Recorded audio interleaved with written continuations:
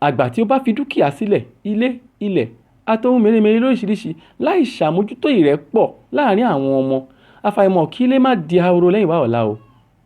Ṣùgbọ́n àgbà tí ó bá ti fi ìpilẹ̀ṣẹ̀ ìfẹ́, ìbániṣe, ìfọwọ́sowọ́pọ̀ sílẹ̀ sáàrin àwọn ọmọ, bí ó tiẹ̀ ní dúkìá ilé, ilẹ̀ àti nǹkan mèremère púpọ̀ lọ títí, ó ti ṣe ìpèsè àlàáfíà, ìlọsíwájú, oríire àti ìfẹ́, ó ti ṣe ìpèsè rẹ̀ lẹ̀ fún àwọn ọmọ rẹ̀.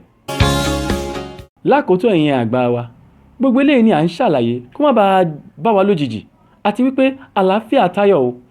Àlàáfíà ní tẹ́ pẹpẹ ìlera pípé. Bí ẹni tó kọ́lé sórí àpáta ni o, ìjìkíjì ò lè wó.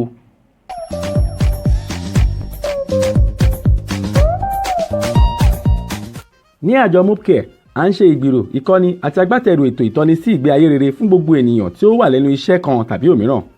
Àwọn ẹ̀kọ́ ìṣíníyè ìlera wa lóríṣiríṣi wà fún àwọn ilé-iṣẹ́ aládàáni, ilé-iṣẹ́ ìjọba, àjọ lóríṣiríṣi, ẹgbẹ́ aláfọwọ́sowọ́pọ̀ àti ìdàgbàsókè gbogbo ènìyàn, ìyẹn láti àwọn ọ̀dọ́ títí di ọjọ́ alẹ́. À ń ṣe àkópọ̀ ìkẹ́kọ̀ọ́ fún àwọn tí ó ń ṣe ìpalẹ̀mọ́ ìfẹ̀yìntì tàbí àwọn tó ti fẹ̀yìntì lẹ́nu iṣẹ́ yálà bóyá ti aládàáni tàbí ti ìjọba. A sì tún ṣe agbátẹrù ìtọ́jú ìlera àwọn àgbà yálà ní ọ̀kọ̀ọ̀kan tàbí ní àpapọ̀. A jẹ́ olùrànlọ́wọ́ fún àwọn àjọ tó ń dá sí ètò ìlera àwọn àgbà káàkiri. À ń ṣe ètò ìlera ti gbogbogbò lọ́lọ́kan ọ̀jọ̀kan fún àwọn ọ̀dọ́ àti fún àwọn tó ti gbẹ́nu lé ọjọ́ alẹ́ tàbí àwọn tó ń ṣe ìpalẹ̀mọ́ rẹ̀.